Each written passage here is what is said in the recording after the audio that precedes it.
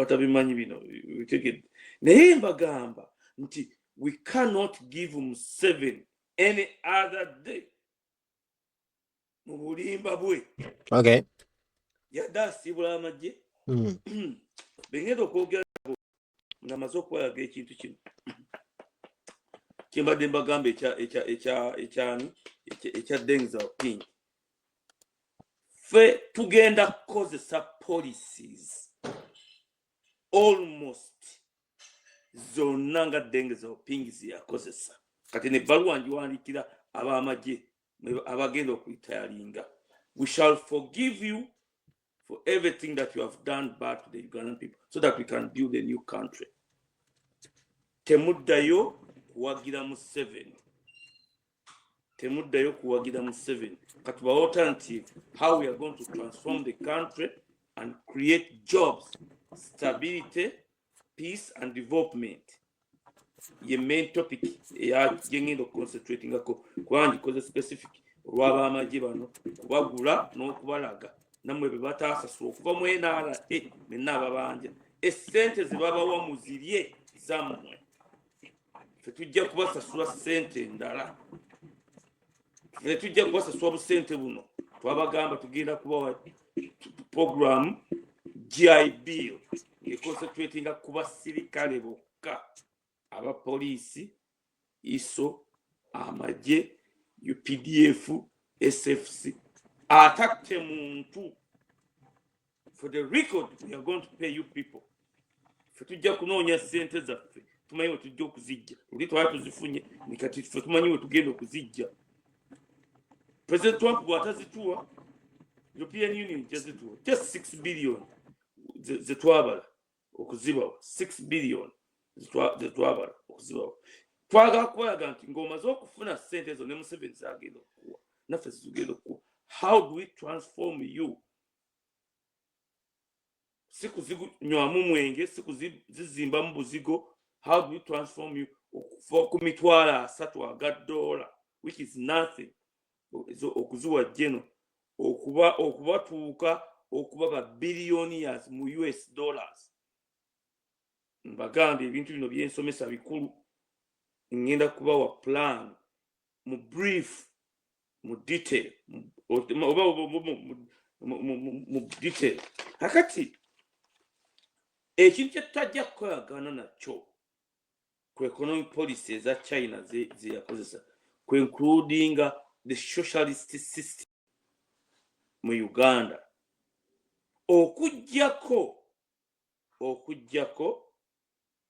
kubanga ye China yagisavinga n'ava wali mu ba hardliner mwe bali mu communism nadda mu socialist ngeya Museveni system. Fe tugenda ku implementing a federalism ne capitalism bitugenda okulwanagana nabyo mu Uganda.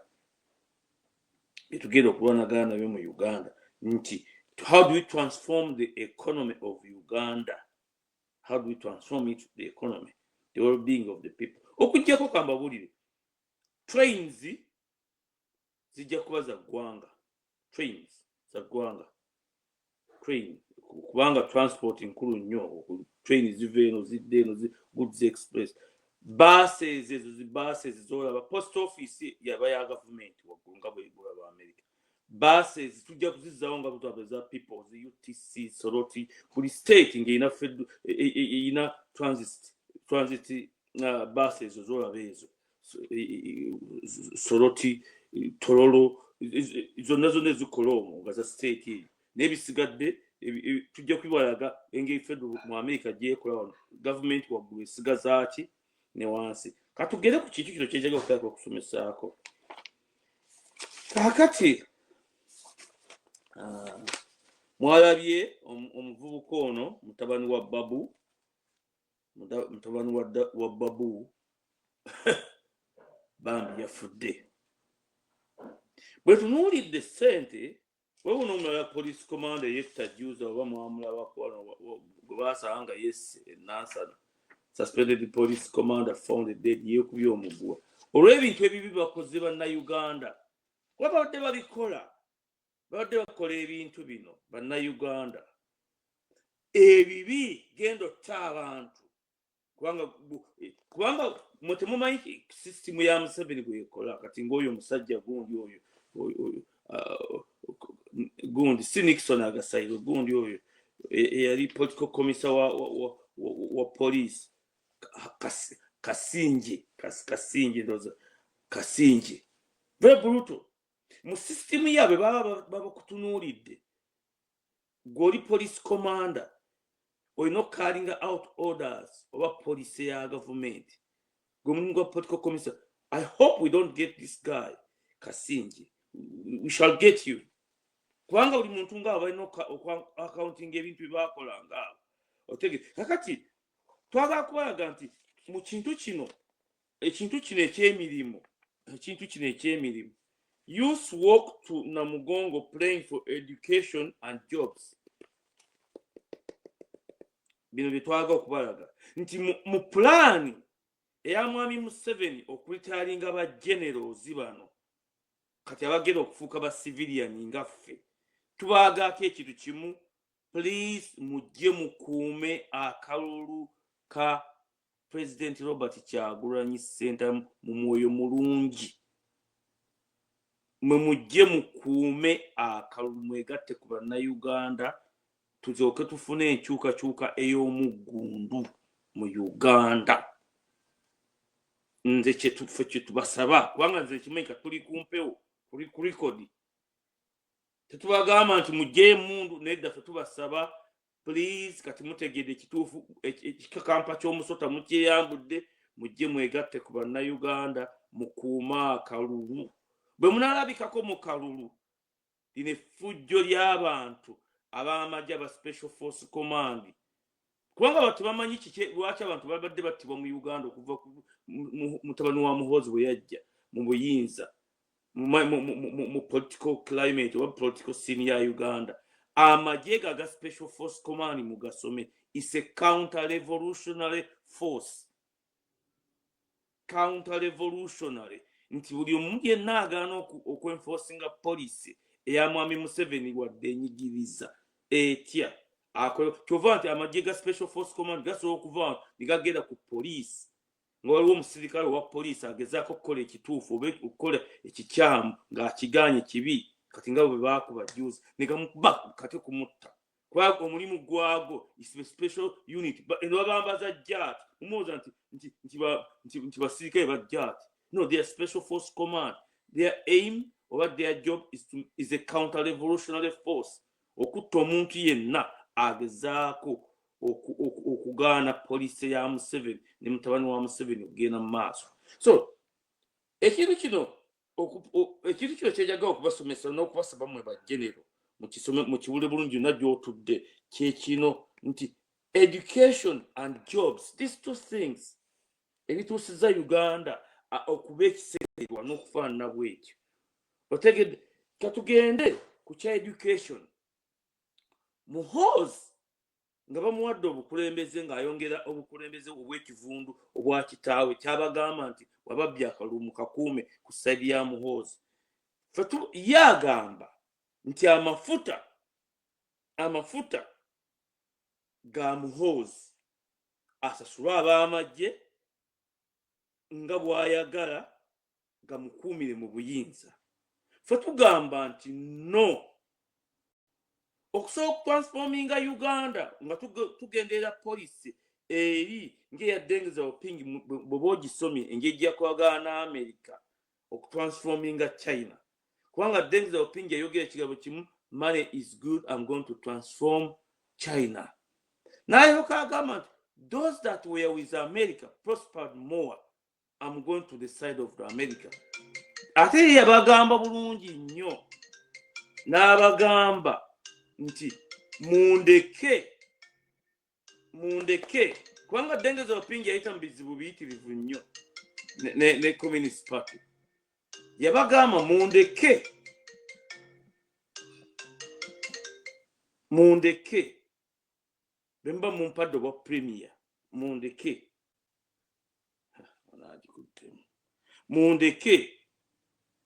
nkyuse China. ekintu kino kyembagamba kyekimu ku bintu ebibula mu people power, the decision making policies. Who is going to be the next prime minister of Uganda? Agenda okwecounting kubanga Uganda ejja kuba mu lockdown.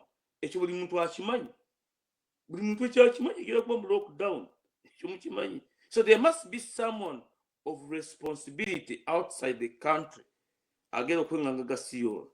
Kyuva nti ffe twasigala eno ffe papa situkimanyi nkomyawo otegedde ffe tukimanyi.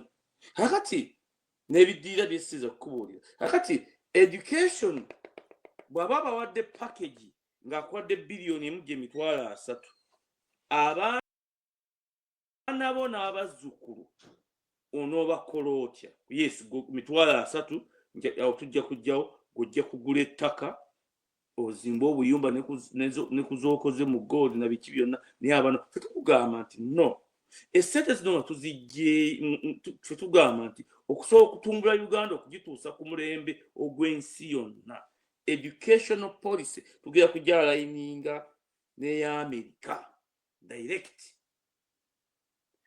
Bwe twali tukola policies zino mu kalulu President Kyagulanyi nga ali mu kalulu kano ali mu kunoonya akalulu, mukyala Museveni badduka mangu ne Kadaga n'amugamba nti nedda ffe twabagamba nti education policy ekeesa okukyusa Uganda kwe kwalininga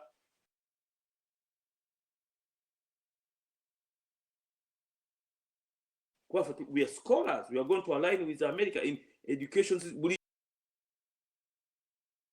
kimu na America nga ba Deng Xiaoping beyakola otege. Kakati mu kino ffe tugenda kukwata abaana essere z'amafuta ag'eggwanga tuzibairinge out amafuta ne refinery byonna pipe zonna zikomewo mu mikono gya Uganda, ng'abeebunyolo n'abo mu Northern Uganda bafuna ekiwaji kyabwe kichank kubanga balina ekyobugagga, buli awali ekyobugagga bafuna kichank ne 25% nesigala awo. Ekyo saaga kigendamu tujja kikola nga tuli mu gavumenti kuba tujja kutuukayo. Kati education omwana wo n'omuzzukulu bano abantu bemukaaba banetwalwana omwana tebasoma kyekituluma ennyo n'abaana baffe bagenda kubanga ffe no ffe tubagamba nti no, bwe tukuuma akalulu ne tukola n'eggaali ne tujjayo education omwana okuva ku P1 twatandike ku P1 the nursery we can put it on si nyingi, we can put it on okutuuka ku senior eya university. Most cases twaga ku timinga abaana abakoze obulungi ku senior 4 betuba tukwata abagezi tubatwale ebweru mu America, mu Canada, mu Bungereza, oba mu Nalwanda, oba mu Uganda, oba mu Choli, oba mu Gisu. None of our problem. Kati bino Museveni byatabagamba nti gwe retiringa ne $1 billion package akusanyuse naye abaana bo n'abazzukulu balesote. Ekigera kuba mandatory mu Uganda okusomesa abaana ku bwerere okuva ku P1 paka ku university, nga bututayiminga abaana abageze ennyo paka ku senior 4 tubaleete mu zi high school eziri mu America, aligning them kubanga tosobola kuyingira mu university y'omu America okujja nga ovudde Uganda ne degree nga tofunye high school. Kyova nti Abachina high school z'omu America zonna eziri private basasula ssente nyingi, abaali abaavu basobola okuyingira mu universities. Tujja going further mu kino ekintu, tujja kugula ennyumba mu ssente ziva mu oil, tugula amayumba abajuba bakina ekyo ng'egye basensesa bazita chabad houses bazina mu nsi yonna kubanga ffe twaba studying ng'egye bakapitalingamu ensi n'okutransforming economies zaabwe. Nti bo kye bakola bagula ennyumba ate kati bazigula zibeera zaabo abasasula balina zibanka mbabuulire bacontributing. Bw'oba omwana amaze ogera mu university ng'ogera kusoma medicine ababaju kyebakola bakuwa sente kebe $1,000,000 baga yiyo omwana waffe genda osome. Bw'omala okutuuka mu kifo kyo ky'omaze okusoma n'oyola mudidi bakugamba nti kakati buli mwezi tuwe sente bweziti paka sente bwezirigwayo kati naffe kye tubagamba nti bagenero abaana bammwe tetukomaawo be banaabanga bazze okusoma mu universities zino bazze okusoma ennyonyi bagikola batya bagikanika batya moka bagikola batya transmission bagikola batya baassembulinga nga batya abadokita bali batya kati ng'oyo mutabani wa babu yafudde banoonya $30,000 aga dola kuba mu Uganda temuli specialized care oba mweri nga abatono abagiina okusooka okuhandolinga cases ng'ezo ez'emitima emirwadde nga wano buli ddwaliro mu America buli ddwaliro badokita abo mwebali ne theatre mweziri ene mwebali okujjako buno bu emergency clinics so nti oli agamba nti akuwadde miliyoni emu ya $3 aga dola mu bagenero n'olwekyo turn against the Ugandan people mukaluka n'akajja abaakulimbi. So we are saying you look at the other side of the education system, not only you or your children wanammwe abaga okuddamu okusoma tujja kubasomesa naye n'abaana bammwe n'abazzukulu bajja kubasoma amafuta gaveeyo gadde ekyo takibagamba emirimu tugenda kucreatinga mirimu ngenda concentratinga nnyo ku Uweru kati Uweru baba bakuwadde $30,000 aga dola bakuba mu $30,000 aga dola. Yes, you can be well off ettaka ly'olinawo kasooke njogere ku ttaka. For us to stabilize this country called Uganda tujja kusooka ne population census okulaba refugees Museveni bye yaleeta n'okugoba abamu Eritrea, Somali, Ethiopia. We shall only have residents Sudani, Rwanda, Burundi, Congo, Tanzania, Kenya. Ekyo kisaga kukigenda mu maaso. Naye kati njogera ku kino ekintu ky'emirimu nti bw'oba bakuwadde $1 billion tuwafunye package nene nnyo n'olwekyo ddewo nga revolution ya Museveni going ahead wosirike nga Kayima nga gundi oyo ani gwemba Fred wa police yatuula waka ewuwe kati ebizibu byamusanze waka we ne mutabani wa Zimwe tutafaayo ku nsi bakayalira ttaka baleese bigunduuza bavuddeyo n'emmundu zivuddeyo katakyali mu kintu naye ebizibu byamusanzewo kuba teyafaayo kakati kye tukubagamba nti emirimu katugambe nti Uweru kanconcentrating Uweru kuba tujja kumulamuza Uweru tujja kukulamuza ojje side yefe omaze okukya bakufukidde omusulo nibo wabakolera tujja kubikusonyiwa tukuggyeko n'ebisango bye baali bakutadde mu international community tukusonyiwe so that you become an example of good governance can concentrating ku mirimu nti kati senga Uweru ava Soroti ebamuwadde billion $30,000 ettaka ly'alina agenze Soroti wali emmwanyi pitirivu zisooka okukula kw'ettaka lyetaaga kuzza bujja fertilizers tugenda kuzijja tololo tetugamba nti economy yokka ejja kulayinga ku mmwanyi nedda buli wamu tugenda kuteekawo ekintu. We are going to go into industrialization, small scale, medium, and large.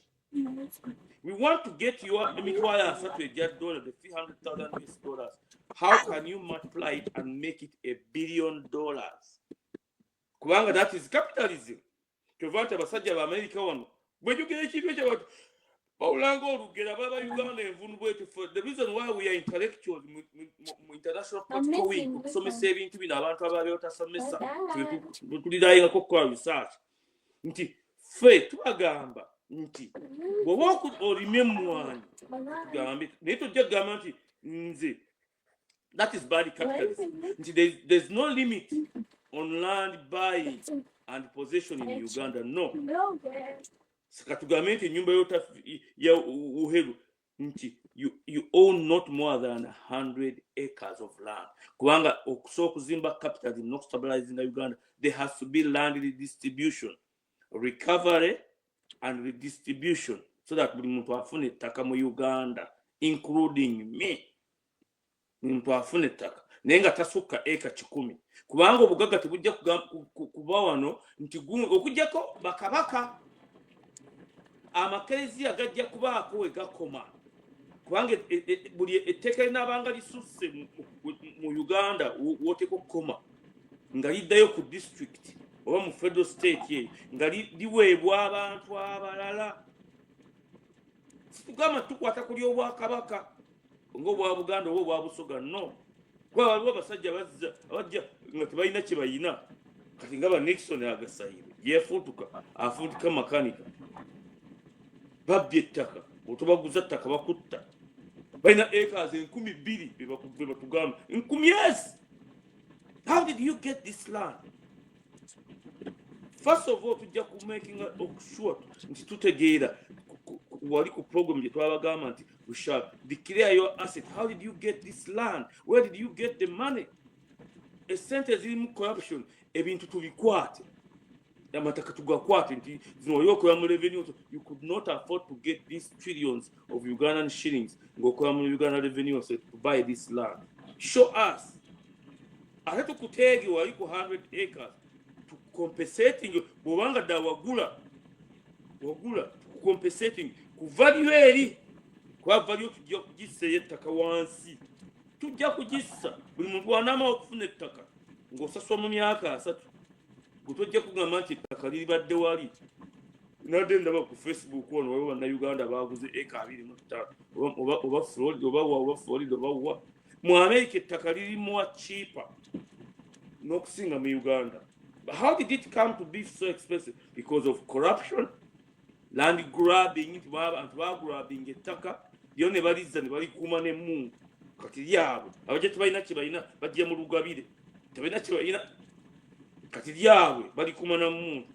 Tujja kulibajjako tubawe ettuufu ekyo wadde fuufu guteri ajja kulitwala. Tudde tukitukire ekyemirimu nti katugambe nti eka z'ettaka z'olimamu emmwanyi Uheru Esoroti, you shall have a cooperative unions muteeso.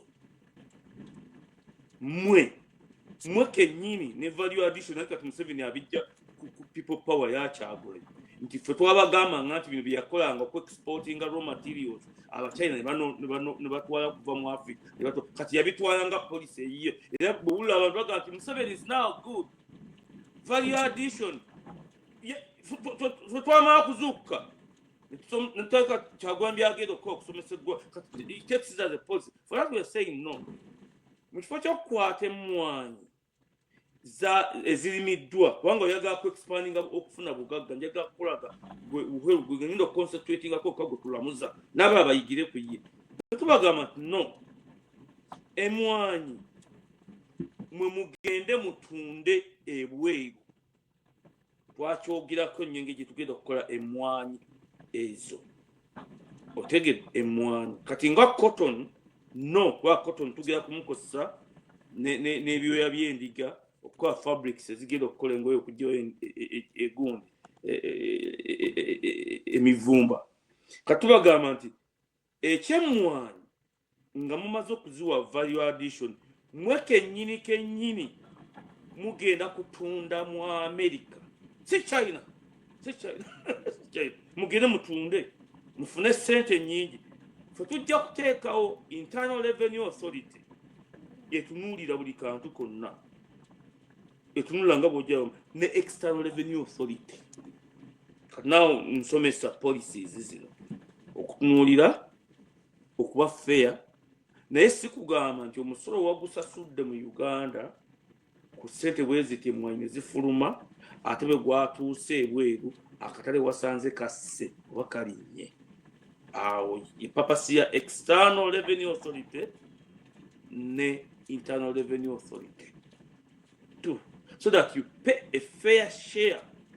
Oba kilo emu ey'emmwanyi gye walima ogitunze ebweru, sente bwe ziti mpitirivu ofunye essente zizo, fe tukugamba nti twakkiriziganya ku percentage bweti gy'oba ofunamu ssente. Museveni yagamba bw'ati ye emmwanyi azitwala waabwe mu Western. Obuyinza balowooza ti bakatonda b'ensi. President Kyagulanyi yagambye nti si kituufu, teri abawalana. Kubanga bano bajja ne beekweka muli mutemumanyi engeri abamu tebamanyi engeri bano si gye bajja. Bali bajja nga barefugee nga bamugamba adopting amanya g'Abaganda si kikubo, si kikungu, kirwadda. So that you assume, yes, we accepted assimilation teri agijjawo, naye temutufuukira kizibu butabutasiima. Nze mu maaso ga kamera, we shall speak, we shall teach on record. Unless there's a price to pay, we shall never be free. So kutuuka awo unless there's a price to pay, tutwalako ensi yaffe okutunyigiza okututanga. So kakati ekyo nga kimaze nti bw'oba watunze emmwanyi n'ofuna $1 million oba million 10 oba $1 billion mu cooperative union ng'ekinaala, kati ono we njagala okujja nga ngenda okuddayo ku mirimu, ekinaala leeta emmwanyi zo wazireeta bwe ziti nga nkalu zitwaliddwa ebweru, gwe yalina emitwalo 3, tukugamba twagala obe nga buli mwaka oyingiza emiliyoni za $. From millions of dollars, we shall put banks, or we shall connect you with American financial institutions so that you start investing in small scale. The money is not going to be farming moka. No, to create jobs, not only you people, but for all Ugandans. Katagame ori agule ettaka ngali soroti mu Land Distribution and Recovery Act. They can come together. Ne baligatta. Ori yafuna eka 2 mu kitundu kyalimu oba 3, ne baligatta. Ne bagatta. Ne bakola factory. We shall connect you with international banks, kubanga ye national capitalism, to create jobs, n'okujjawo ebbulwa ly'emirimu mu Uganda, so that you manufacture for Uganda, for the Great Lakes, for Africa, and for the Western democracies. Si China, America, kubanga kyetunoonya, how do we overcome China, Africa and Russia? Ekintu kino kyenconcentratingako nnyo okulaba nti tukiraba, kubanga twagala ku making sure nti ffe twagala kubalaga nti mu mitwalo 3 ge baabawadde okubasirisa n'okubateeka ebbali ate mukomewo mututte, ffe tubagamba nti no, kino kigambye ddala okuvya ddala kuba NRA baluweero baali bonna abaakayira bonna mwenna kyetugenda okukola okuyeetinya emirimu ne Uganda enoki. Akalulu kano kakulu nnyo. Tabagamba Museveni nti ate muve wano mumuwagire, nedda kuno musaleewo ku kalulu kano musobola okufuna bino tubaga tujja kubasasula dda abasasudde agenda kubasasula ate tumale tubateeke mu kino olyoka okwata omudidi gw'ensimbi nga China bwe yali ku ddengeza opingire yo China tokyagitegeera, twagala kugisalayo kubanga olutalo lwa China kambalaga olutalo lwa China n'America. Well, that is part of the strategy gitulinda mu counter offer. Kinajja kukyogerako ekya North bamala okukyogerako nzeyo mbalagano nga bwe kiri kompe. Inside Bobi Wine's plan to capture North, the North by no kusalawo, does Uganda need to go into total federation, not partial federation nga bwe kyali ku Cecily Ogwa Constitutional Assembly? And the issue of Lango and Choli, byebintu bibalina okusa kubanga by all means emirimu bagiraba n'okuwonoona kw'ensi. We need federation for the entire country and for the entire Great Lakes region okujjamu conflicts zaamu. Kateno plan must be included in the package President waffe Kyagulanyi alina okubawa ku North. The second thing, the most difficult thing to make a decision on gye twabagamba yeya Kyolinerango, which has been yearning to get power back for years. Mu conflicts zonna ezibaddewo kubanga mistakes zonna ezaakolebwa ku bazungu. Ffe tubagamba Kyolinerango bonna bafune siiti emu ey'abaseneta. Wano babakola policies kwe kye twabagamba okukola ebintu bino abantu ne balowooza titulima. Kye twabagamba wano mu America kye bakola states by states zina amateeka gaazo mu constitution enne. Ngenda kulaga etteeka wano ndibalage wano. One of the states ngenda ku kino ekya China, how we can win President Biden gundi kyatasobola kuyimba. Then tugende ku Chief of Defense Forces badde njagala. In some federal states, the governor does appoint a senator to fill a vacancy due to death. Obutakuleetinga a political vacuum mu Uganda, buli state ejja kuleeta zino amateeka kati nga wano otegedde nti senga Kyolinerango omuntu wa senator afa n'afa Kyoli kuba balina omu eno n'eri nebekinga bbiri mu region eyo kubanga they are 2 in 1. Tutasobola kukkiriza okubawa bbiri mu Kyolinerango kuba kitegeeza bafuga eggwanga ate tuddeyo mu mitawaana. Tujja ku kiri ekintu nti senga omuntu afa senator omu n'afa mu Northern Uganda katugambe oba accident oba kiki sudden death, the governor of that state asooka appointing overnight replacement of a senator until an election is held. So bwe twatusomesa ebintu bino tubiteeka mu consideration okutereza Uganda okwanama ddala abaana baffe n'abazzukulu balibeera batya. Naye si bino bawadde emitwalo 3 ba genero bagobye mu magye ate nyinza obakyajinga ne batwala mu court martial. Kati kadaakalukye tuva twagamba nti mukatunuulire tugende ku kiri ekintu. How can we win back the White House on our side? Kino ekintu mu counter offer oba mu counter strategy nja kibalaga.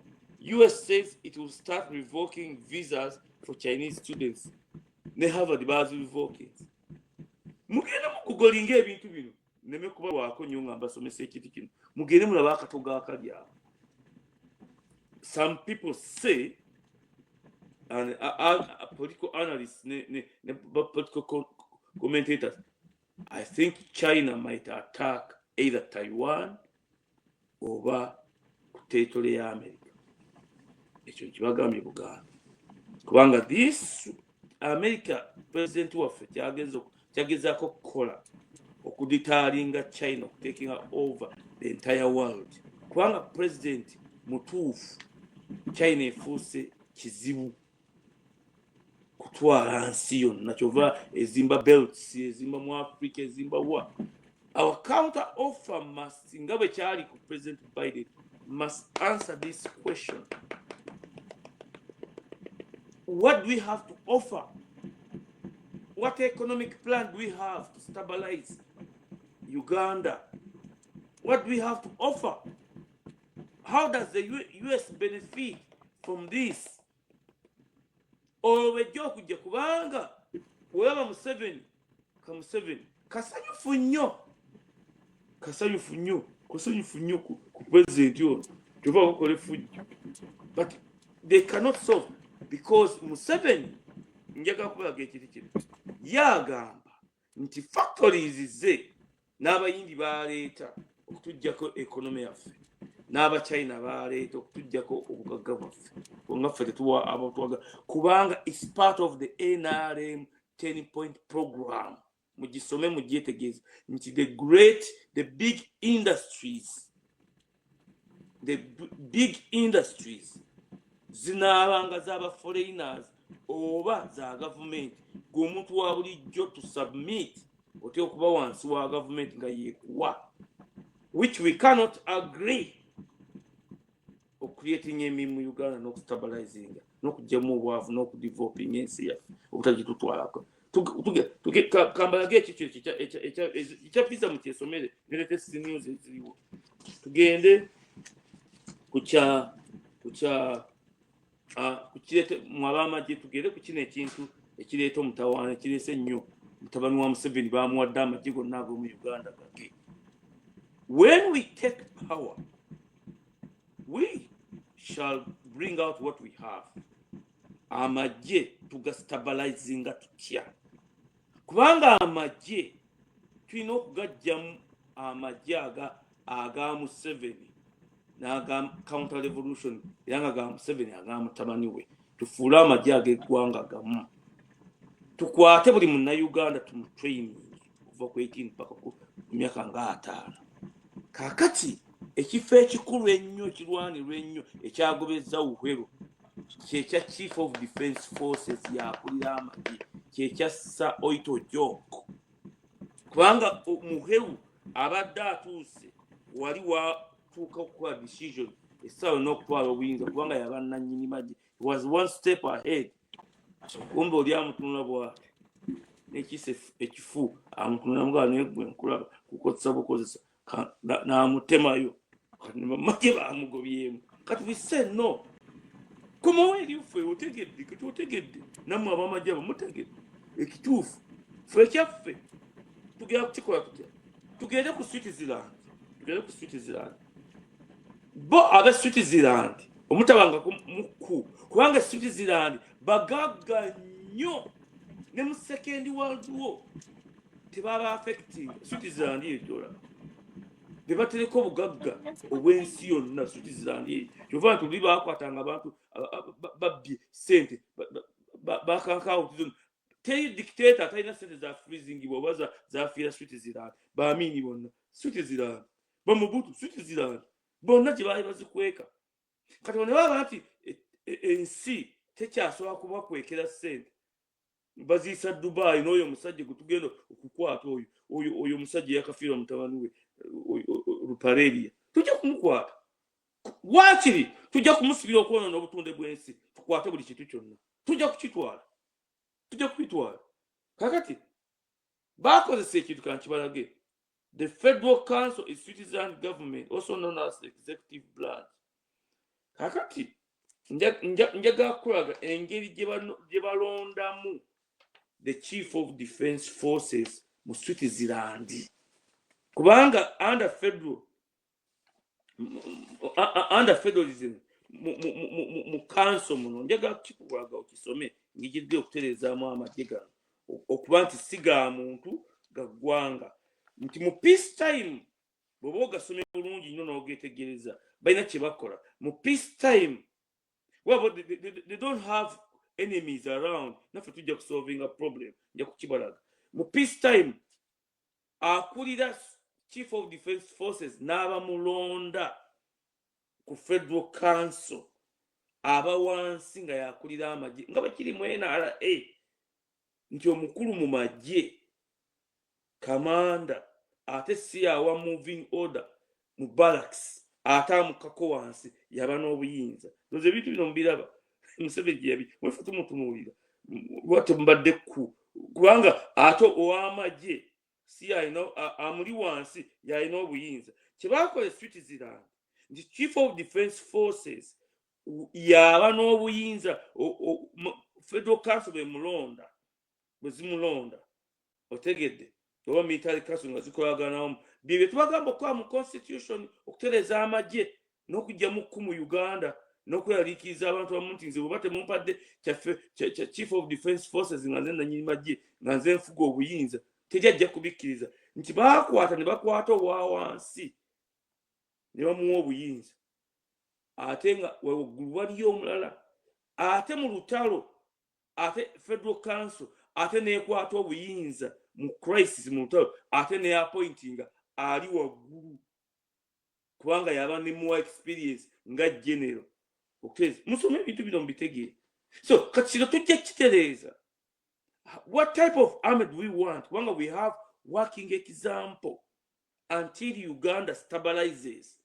Nga temukyali mukuna kweyaliikira tigana amagye ga Muhoozi, ye chief of defense forces, sebo nanyini Muhoozi nanyini magye, amagye ga Muhoozi enainaga special force command. Otegere. So twagala kukiwalaga nammwe legacy gye muleekera ensi is how do we maneuver up to there nga tuli mu conference room.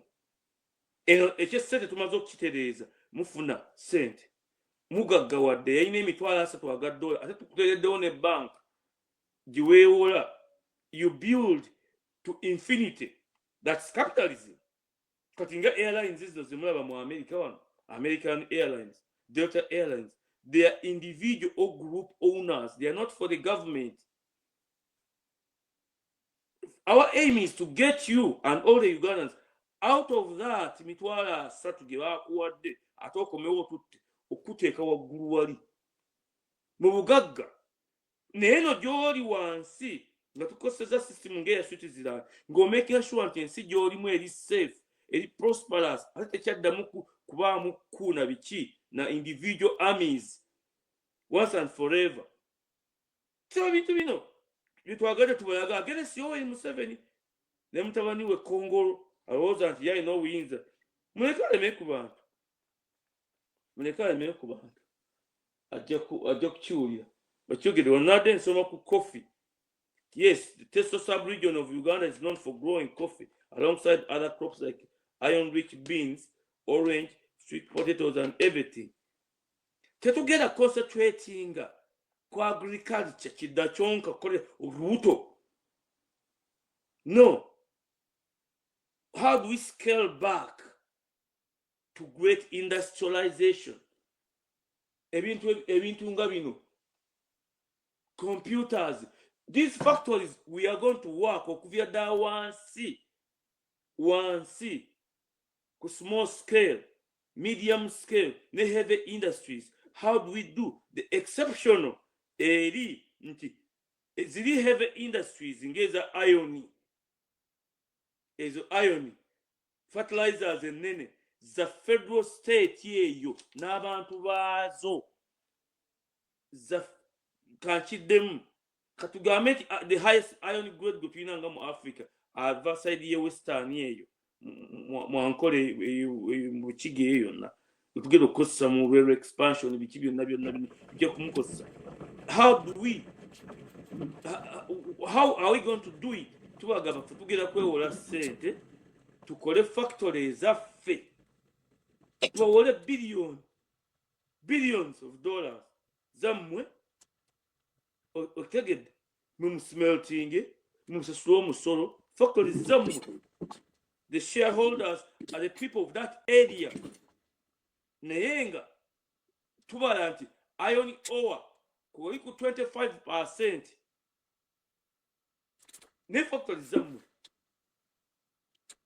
Kakati tusobola okumaking sure titukola okuzimba eggwanga bitayimbwa, shutters, biki byonna, roofinga, bintu byonna bye twetaaga.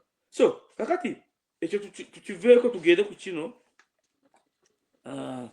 ekyagunzi ekya kikino kirina wano kifunye wano. In peacetime, chief of the Swiss Armed Forces equivalent to Lieutenant General is appointed by the Federal Council. Kakati wali Museveni nannyini magye nyannyini buyinza ate yawa mutabani wa buyinza wano fe tugamba nti nga tuli mu conference room nga tumaze okugoba Museveni ne Kongolo tujja kumugoba. How do we get this without your assistance? Nti Federal Council ate mu lutalo Federal Council ate nekyuka ono ali wansi ate neteekawo ali waggulu, so that ekifo kino kiroteetinga buli mwaka Federal Council negamba nti gundi yaliko omwaka guno ekintu ekiri sensitive ennyo omwaka ogujja gundi yaliko kati ebiro bye biweddeko vaako ddayo mu bintu byo byobadde okola mu industries zo kakati ate tutaddewo omulala naye si bino mutalo wa Museveni chief of defense forces oyita ojjoko yamanuvalinga eggwanga eryo n'avumanga ne president Lule lwa kifo kino chief of defense forces oba tebaakimuwa ndowooza mukiraba n'ennakayirime yakiriko baamutta kikyamusa kakati how do we solve this without you kati tuva tubatunuza awalala ngenda ndi kumpi kumala kakati tugende ku conflicts eza Great Lakes region. Museveni argues dialogue to end Sudanese conflict nga n'abantu abafudde nga yali galanta bane musajja oyo okujjako oli atamumanyi atamuwulira someone who cannot analyze that dog called Museveni tamumanyi bantu bameka bafudde n'okubonaabona mu South Sudan because of him being partial mu conflict kati lulemye makyali mukomera abantu bafudde bafa. Museveni argues dialogue to end Sudanese conflict. Yenga galanta lwaki yabagamba bakole constitution not making sure that there is a fair and fair election kubanga yetayagamba makya agere ku bukulembeze kakati is arguing these people kati abagamba kubanga President Trump one of the conditions ziyamuwa futuwa twabitegedde mu ngeri yaffe bamuga you make sure you end all the conflicts eziri mu Great Lakes region kyova nti agamba nti ye alina upper advantage ku bintu bino so that for us we must argue mu counter argument mu rebuttal netugamba nedda ontasobola ekyaffe kiriwo ekiti is what we need to do. Is what we need to do as Ugandans. MPs allow government to borrow 2 trillion. Mutunule bankers bazijjamu. Fe tubagamba tugeza kukosa American institutions nga Israeli bwe yakola. Kino ekyaffe bwe tukola kino nga Biden bwe yakitwadde tekikoma. Olanga omukyala yafumbirwa omusajja omugagga esiri weziryawo ani atayagala afumbe omusajja mugagga otegedde sente zikoma bali emigatte giriwo bulungi sizoni yabadde emi mu mpoleeyo bweziti nga wola ngaosasula banenyinda kuzimba kano tekikoma okuva 48 n'okutuuka kati myaka ameka kunsinsa era Israeli ekyewola zino ez'abantu zebeewola zebatwala e Rwanda muzitulunde tugere ku kiro ekikulu ennyo kyetwajuinga mwabamagye Uganda turns to nuclear energy to boost power security nga muli bannayuganda omanyi problem erimu abantu abamusi bannayuganda how do you allow Museveni to possess a nuclear plant n'okukola nuclear bombs in Uganda so that forever like North Korea is never touched for okutwala obuyinza nga Kyagulanyi atutte ku the first thing is we are going to cancel this contract yatufulizinga n'ebintu bino. We have alternatives. Congo River yokka has enough capacity nakisomesako supplying the entire Africa with energy. Hydro, uphill dams, ne hydro za wansi. Uganda okuviira ddala ku Lake Victoria. Wind energy, tulina potential up surface ne underwater turbines of producing enough electricity to power our industries manufacturing. Then China misana mu Tennessee Valley Authority oba mu Uganda Development Authority, which is equivalent to the Tennessee Valley Authority. Electricity was the key component mu dam to control our rivers, flooding, byonna byonoonye eggwanga lyaffe. Byonna Uganda tugenda kugizimbako emigga, ku migga tugenda kuzimbako amasannyalaze. Why do we need gundi nuclear energy? Nga Museveni ayagala kuzimba North Korea, okufufinga dreams agala kuzimba North Korea. Really, you sit down with the plan that we are giving you, but we'll never general nabala. Why don't you look into our application?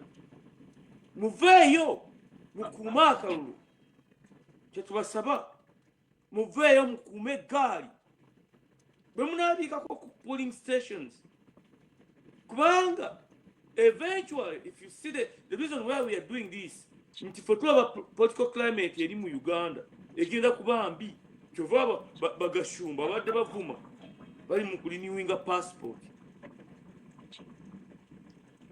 bali mu kulinewinga passport kuba balowooza they will run away. You run away when you declare your asset, we shall confiscate. Obenga wakolera bwere gashumba ochokuwa wakolera bwere emyaka gyonna twalyako byetwamala byaba musaayi muto. Those people tetujja cleaninga nsi yammwe gye mwonoonye bwe mutyo, ba homeless, child labor. We shall end all this in Uganda. Illiteracy, we shall end it quickly. Denga's opinion was able to transform China within 10 years. But what government, the working plan we have is 10 years. Right from day one, we shall do it. I'll take it. I got it. Together, you know. Bantu balonna balowooza nti Muhoozi yasoose era ajja kukwata Kyagulanyi in a conflict. I'm detaining. Agenda kuba akoze ekintu kyalifa alojja. Nze ntunulira wano Tindi Lusu lawyer asked for UN to declare his detention illegal mu UN. Bakwata one of the opposition figures or Tanzania. Once tukolezeza akaliro wano mu Uganda, economic reform, medical reform,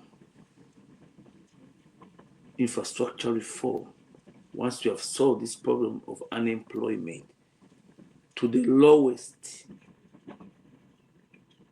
in Africa, over the world, because of opportunities that we have. Again, America, they are going to stand the Zina against China. And they get a tsunami. Mana Tanzania, abaganye ne masakuru okugenda okukoleza omusajja ono na biti byonna ng'ali mu kkooti. Bamuganye batemugobera bintu bino. These treaties zonna ezaakolebwa ne Museveni eza East African treaty ne balekamu ebituli bino. We shall rewrite the treaties again. Ngeza European Union. The land issue, eyokulizinga land, development, factories, nti omunalwanda bwajja asookola mu Uganda. Nange benva nsookola e Rwanda. I can invest in Tanzania, they can invest in Uganda. I can invest in Congo, they can invest in Uganda. The only thing is ownership of land. Tanzania owns land in Tanzania. Umuganda, Munyanko owns land in Uganda. Umuchiga, China ta owning. Na that we shall rewrite all these things. Residency, to just be bitya. I'll take it. Takati. Pentagon's chief warns of imminent China threat, asks Asian allies to spend more on defense. How do we win the case of Uganda? kino ekintu kibi nnyo abatumuli ebintu bino kibi because ebintu byonna president byakola no president Trump byakola abikola kuzza mirimu mu America okubanga emirimu gyavaamu ate alternative eri mu Africa ate China egamba nti oyagala kusuula kubanga mbadde nawe ntuuse kati oyagala kunsuula nja kukozesa military force naye ffe tutudde mu counter strategy kye nabagambye wano. This is the weapon, the big weapon. Mugisome, this is the big weapon. Fena nga tutudde wansi naye sikugenda mu conference nga tuli mu bino bazze kuteesa ku people power amazina amaganda amagezi no, these are the issues. How abagezi bave, how do we counter offer? Fatumanye ekyokukola. How do we counter offer? Kubanga the reason we are counter offering is one, in a conflict America looks at its policies. Kyova kati Museveni bwe yabanga Kyagulanyi amukubye under Biden otegedde under Biden kaakati kwono agezaako kweyubula mulaba adduka musota gweyubula tugenda ku kiri ekintu ekikengera okusemba era ku mirimu. Why bajenes mbaga ekintu kino nti Museveni's policy nammwe abasirikale aba officers will not solve Uganda's unemployment and stability okuba promoting bamuyindi muzungu. Museveni signs sugar bill into law. Bane buli muntu agenda asome law ya Museveni nga homework gendo gisome Google President Museveni yagisayinize mugende musome ffe kitwagamba okukolagana ffe tugenda kwa partnership mu authorities mu bino partnership kwa this is our country, this is their country. Abasoga mugenda nyizo kubasomera ko mugisome. President Museveni signed the Sugar Cane Amendment Bill 2023 into law, calling for cooperation between sugar millers and growers for a prosperous industry. Now, this is where I want to end. How we are going to kick these Indians and Chinese out, stage by stage. Twabagamba tugenda tusobola kugoba abantu mulundi gumu economy eyimirira. Twagamba tugenda kubawa license ya myaka 5 fenga batu empowering abantu. Why do we need kubanga gwe mulimu musome ebintu bino mulategera buli muntu ategera obibwa Museveni? Why do we need a cooperation between sugar millers and growers for a prosperous industry? Our job is to turn the entire industries mu mikono gy'abanna Uganda. Mukisome na mujje kwa n'abayindi ababadde mu conferences babadde ne ba sugar growers ne baani bonna nti gwe wolima ebikaado mu Buganda mu Busoga yonna gy'obirima musome mu detail mu bisome yataddewo engeri gye muna working out prices, engeri gye munaafunamu ebikoleddwa era byonna mu bisome ng'era making sure nti alitaininga abayindi kubanga abayindi engeri gye bafunamu bamuyamba okukotogera gwe ate bamuyamba okuyisaamu ebintu byabwe ba shareholder bebasigane nti factory ey'omuyindi omulaba ati Museveni ne family ne basali musali baani bonna aba NRA balinamu shareholders forever bafuna sente. Fatugamba nti no, industries izo zonna tugenda kuzitaaninga mu mikono gy'abantu kati oba abasoga balima ebikajjo how many $million kati ngeki kyabakulu na kibagamba bakulu byabo bananyi gundi oyo ebyerugazi ebyo byonna abayindi Museveni bewola $8 million. Why can't we get $80 million, whatever $1 billion? Kubanga the bikajjo webiri ettaka lyabwe Museveni yaba making sure basayinga ebizi ate bali balina okubakolera okola otya bakola kyabana ekinaala tutunazimba industry bwoti yebikajjo ebusoga twaga kwata economy tugiza tutya mu mikono gy'abanayi tubeetaaza ebintu bibiri musasule omusolo gwa federal state gye mulimu musasule n'ogwa gavumenti waggulu byokka ye capitalism kiki kye nabagambye essoloti muwa abateeso gundi oyo bawe nti eno factories zimu ffe tukuzimbire munnayuganda oba tukuwa institution wano JP Morgan ziki ku low interest rate Congress tujja kukwagala ne Congress biki tumanyi ng'eyiza gye bikomu ne under Biden twatukoze ne mu Great Marshall Plan. We know how to do it so that the factories gwe bw'oba olina ebikajjo nga gwe nanyini bikajjo gwe musoga okifo ky'okutwala ew'omuyindi ate omuyindi mutegeragane ku bbeeyi Museveni kyabusiru nnyo ne keewaana tetwaga no kola ekinaala ebinyeebyo byabanga biva ku bizinga ekkoome ku bizinga esese ebinaala bijja baba n'eryato limu baba n'eryato libateekamu twagala kwogera bintu bino nja kubawa hint saaga kukira kuba ndi ku kamera naye abantu babanga n'ekinaala era ffe baayinga batukwatira nnyo tuva eyo kemwepaaka nti kamaanyi nnyo kabanga wali wagatonnya Museveni katudde ku bufo omanyi besaaga kubyogera ati mbagamba nti ekinaala mu bikajjo oba factory eri mu kitundu kyo leeta ttanizo ogambe nti we bridge empadde ttani 100 guno omwezi they are processed nezifuluma sukaali n'afuluma ne kugibwako percentage esasula mills n'abakozi na buki byonna ne sente zikuuma maintenance the rest of the money is yours.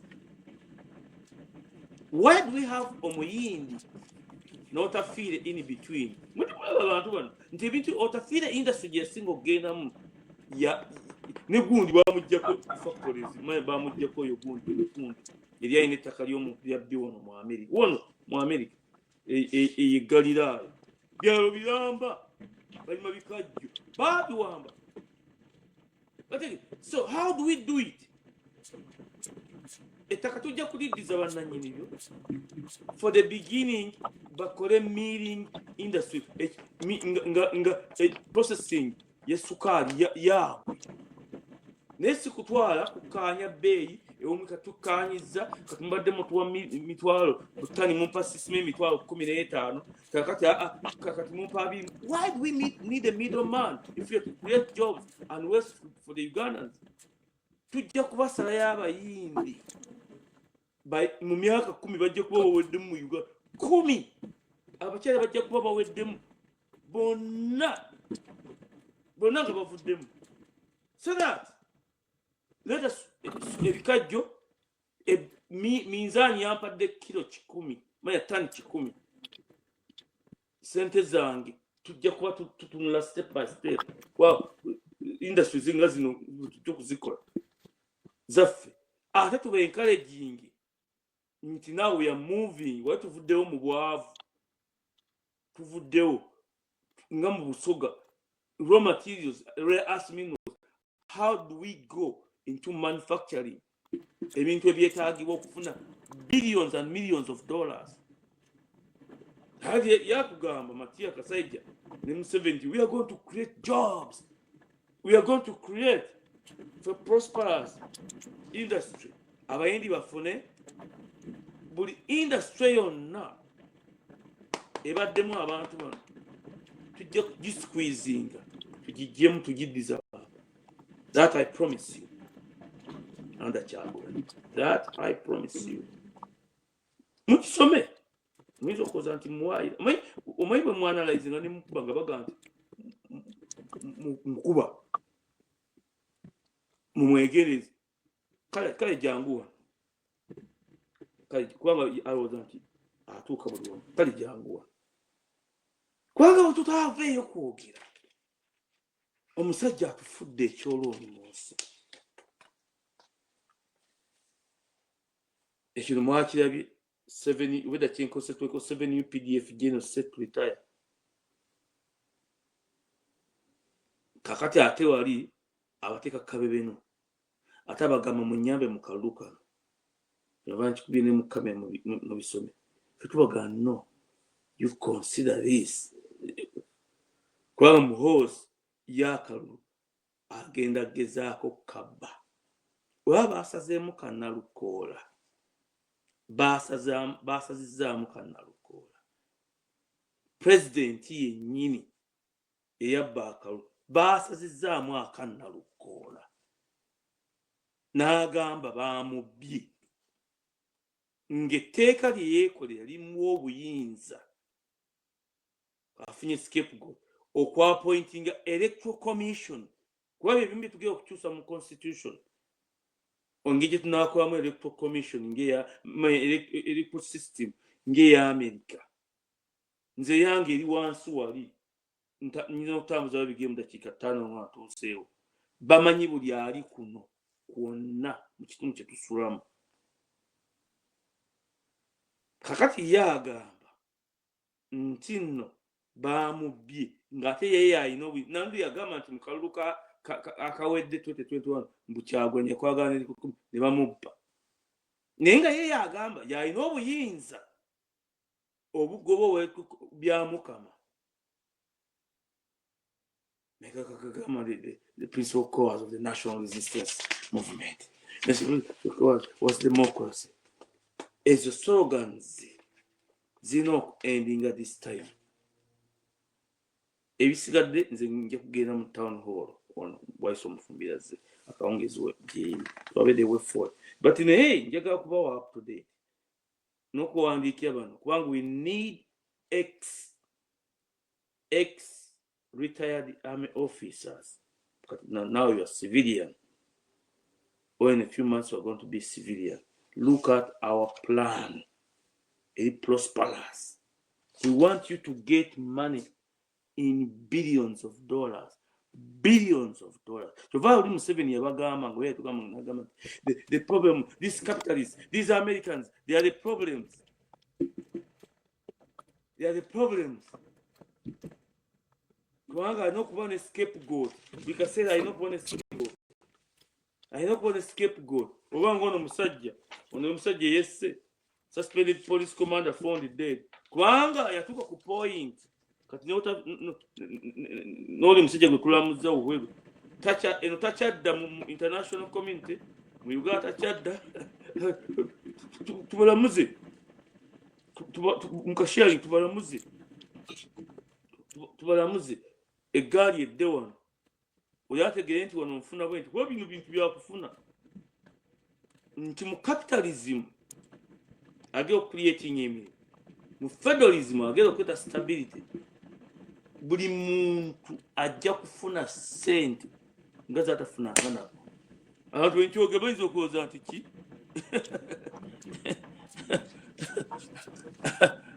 okitegeera wane mwebale nnyo okuba ku program naye sanyuka nnyo bwe mujjako bannange otegedde ebintu bino byenjogera bikulu twewaayo obulamu bwaffe na buli kimu kyonna ku lw'eggwanga okukola ebintu bino okubisomesa abaffe nga bwe tubiraba ne mubiraba ku sayidi eri olagamba nti wali oyiseekeka ekawempe wali bantu batunda ffene gyetunda ffene ate gye babajje ne bakuba emiggo bavuga bodaboda ye mugagga ennyo apangisa akazigo kazi akeera kusiimula na byovugazigo